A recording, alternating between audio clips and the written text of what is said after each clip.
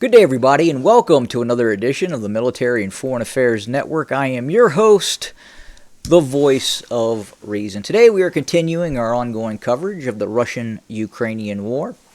Today, we're going to specifically have a look at continued air operations, specifically by the Russian Federation. We have seen a decrease, obviously, in some of the capabilities of the Ukrainian Air Force.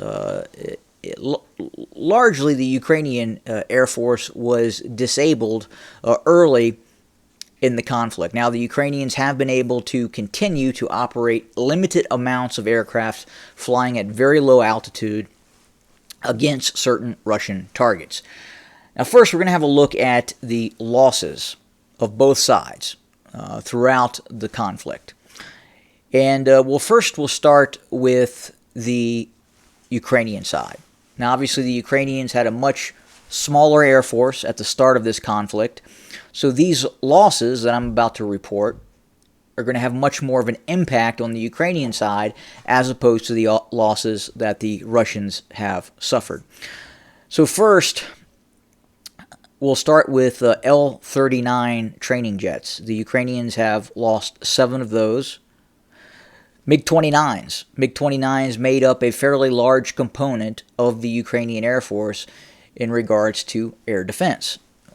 27 of those have been destroyed, with 4 damaged. Su-24s, ground attack aircraft. The Ukrainians have lost 21 of those thus far.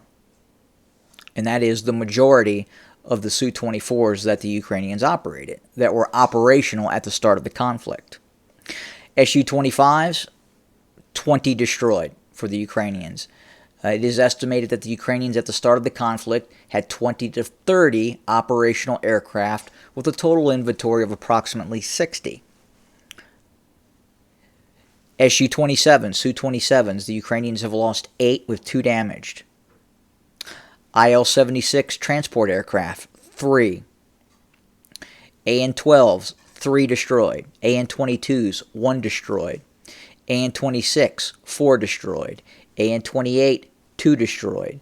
An-72, 1 destroyed. An-74, 2 destroyed. An-24, 124, 1 damaged. Mi-8 and Mi-17 helicopters, 23 destroyed. Mi-14, 1 destroyed. Mi-24/35s, 5 destroyed. Bayraktar TB2 drones, 16 destroyed. And that makes up the majority of Ukrainian aircraft that has been destroyed or damaged. That is in excess of 225 aircraft. The Russian side. Now again, the Russian obviously had larger numbers at the start of the conflict. In regards to the Su-24s, the Russians started the conflict with over 200 of those aircraft. 9 destroyed. 2 of those damaged. Su-25s, again, Russia started out with an excess of about 190 to 200 plus, many of those modernized, in which 20 have been destroyed. Su-30s, again, Russia started the conflict with an excess of 100 Su-30s, 11 destroyed. Su-34s, fullbacks. This is the mainstay of the Russian ground attack capability, going after some of the more sensitive targets, deep penetration strike aircraft. And the Russians have lost 19 of approximately 130 to 140 deployed. Now, we do know the Russians are continuing to manufacture and produce those aircraft. Helicopters. Mi-8, Mi-17s, the Russians have lost 10.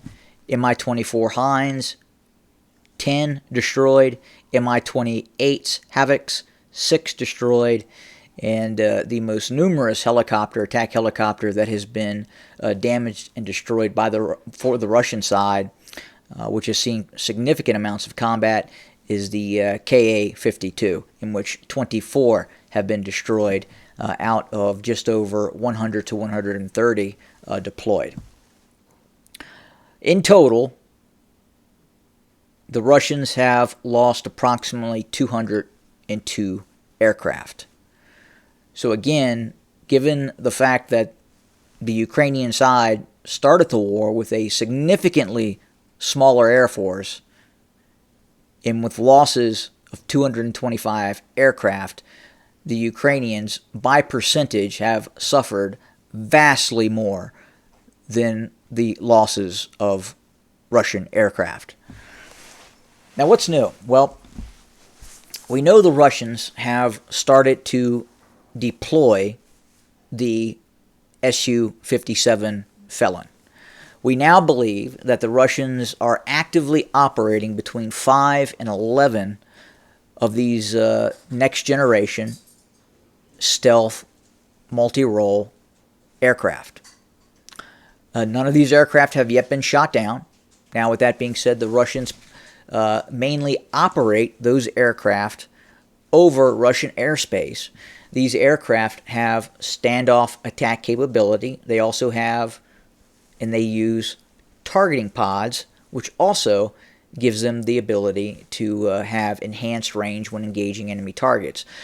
But for the most part, these Su-57s are deploying a weapon system known as the R-37.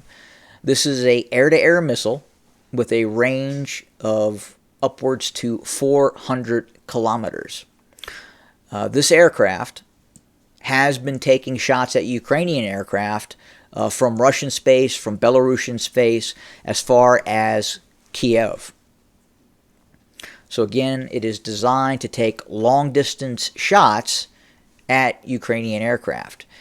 And we know that the Russian beyond visual range missile systems, such as S-400s, ground-launched S-400s, and these R-37s, have become a serious threat for Ukrainian pilots. Ukrainian pilots, anecdotal reports from the battle space indicate that the Ukrainians are very much worried about these R-37s and, of course, the S-400s, and quite possibly S-500s are being deployed. We know that, for instance, over Kiev, in which the Ukrainians had reported that Su-27s had been shot down, they had shot down a Russian Su-27, we now know that that was in fact a Ukrainian Su-27 brought down by either an S-400 or possibly a longer range S-500 launched from Russian territory.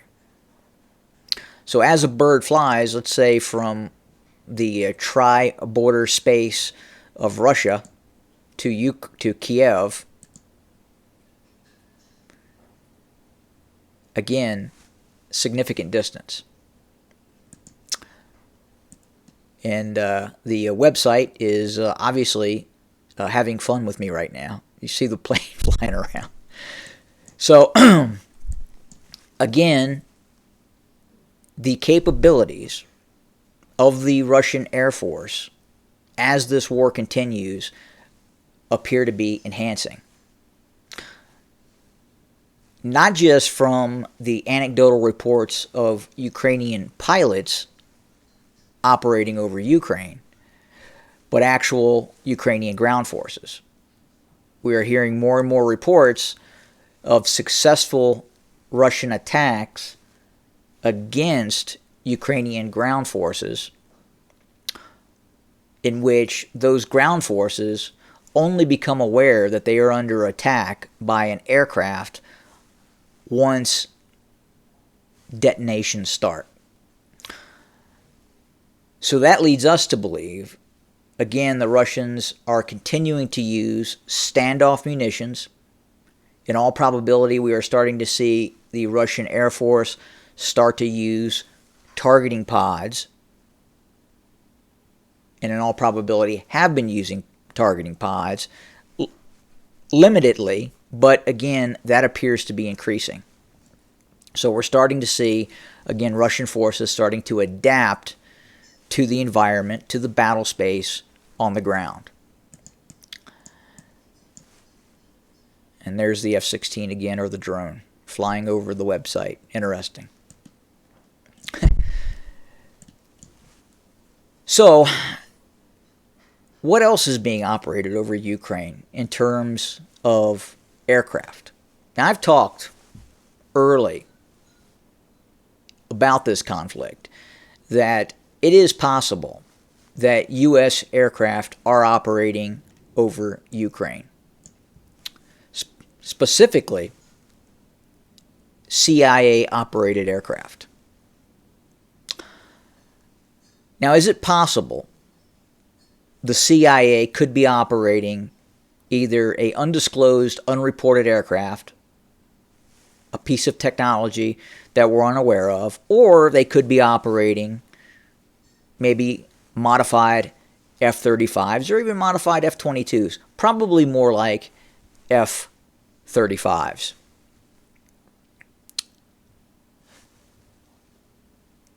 So why is that not outside the realm of possibility? Well, let's look at the CIA budget. The budget for the U.S. Central Intelligence Agency is somewhere between 15 and upwards north of $20 billion. $20 billion. Compare and contrast that with, say, the defense budget of Israel. The entire defense budget of Israel is about $23 billion. So for the CIA to have the ability to spend $20 billion, and then compounding that, the entire U.S. intelligence budget is somewhere north of $60 billion,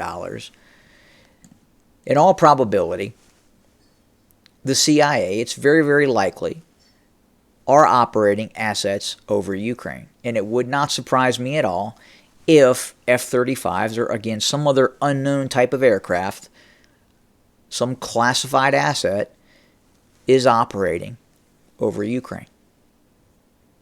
Wouldn't surprise me at all. But we wanted to talk about those aircraft losses, the increased use of Russian aircraft continuing to operate over Ukraine. We're continuing to see the Russian Air Force adapt. As far as the Ukrainian Air Force, it has essentially been destroyed on the ground. Yes, the Ukrainians are operating limited amounts of drones, such as the one flying across my screen right now. I believe that is actually a TB2 Bayraktar. But that is the Ukrainian capability at this moment. Low-flying aircraft, Su-25s, possibly some Su-24s, attack helicopters, flying from out of isolated locales, intermittently against Russian targets. The Russian Air Force is still very much active over Ukraine. Now, are they flying high-altitude missions over central Ukraine? No, they're not. The high-altitude missions are probably coming or taking place closer to the Ukrainian border. Now, they do fly low-flying strike missions, sometimes deep inside of Ukraine. So we wanted to talk about that today. We'll have more to come very, very soon. Thank you for joining us. Have a good day.